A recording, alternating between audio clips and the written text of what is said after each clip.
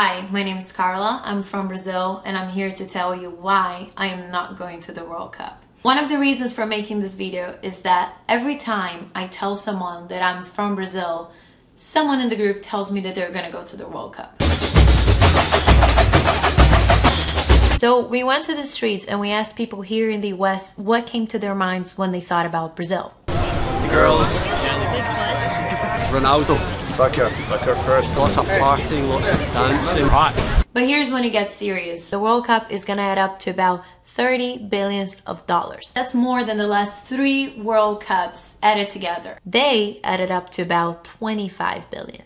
Now tell me, in a country where illiteracy can reach 21% and averages 10%, a country that ranks 85 in the Human Development Index, a country where 13 million of people are underfed every day, and where many other people die waiting for medical treatment.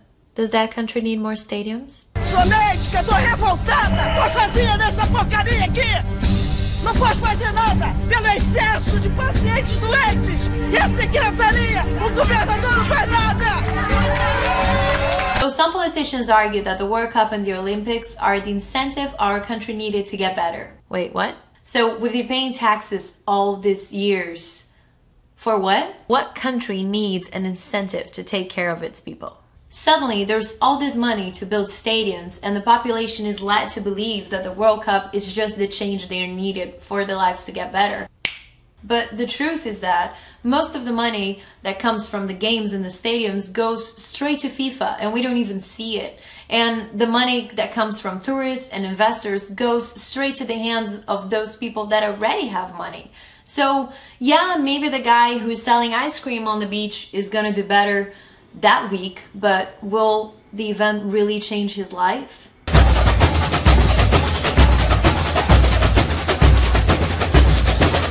There's more. The UPPs, the pacifying police units, are now going into the favelas and taking the gangs away.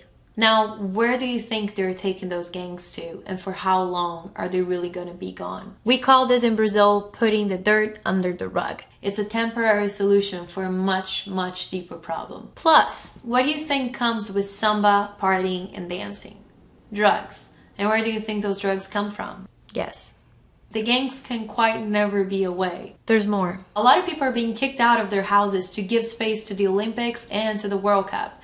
Against their will. Their houses are just being marked every day and destroyed. That's how it's working.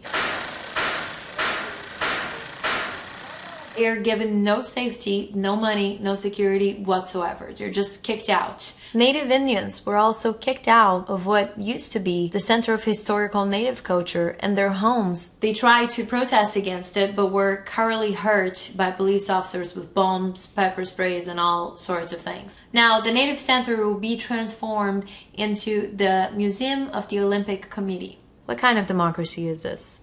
Now, don't get me wrong. I think the World Cup and the Olympics are great events, but they're not what our country needs right now. Look at the other nations that hosted the World Cup. Look at the costs of maintaining what we built.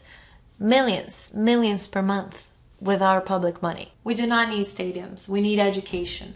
We do not need Brazil to look better for the world. We need our people to have food and health. We do not need more parties.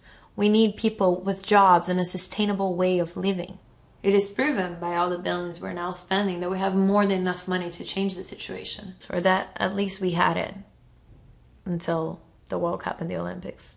I don't know what this video can do at this point. Maybe you will know, maybe someone will know, but I do know that the information needs to get out there, and there are not enough videos, there's not enough information out there. And it's time that we start thinking about our priorities and about what's important. So I hope you like this video, I hope you share it, and if you want more information about it, there's a bunch of links down here, great projects about the same theme. So please share, and thank you for watching. O nosso povo tem muitos motivos de orgulho. Temos hoje uma economia estável e em crescimento. Nos últimos 8 anos, elevamos para a classe média 40 milhões de brasileiros. Somos um país que promove a inclusão social e que tem, na diversidade étnica, cultural e religiosa, uma de suas maiores riquezas e que convive respeitosamente com o meio ambiente. Por isso, hoje o Brasil é admirado por muito mais que seu futebol, sua música e suas festas populares. Convido os povos do mundo inteiro a conhecer melhor o Brasil e os brasileiros. Vocês encontrarão um país muito bem preparado para realizar a Copa do Mundo, com toda a infraestrutura necessária, com um eficiente sistema de transporte, com avançada tecnologia de comunicação e com muita segurança. Estamos fazendo a nossa parte para que a Copa do Mundo de 2014 seja a melhor de todos os tempos.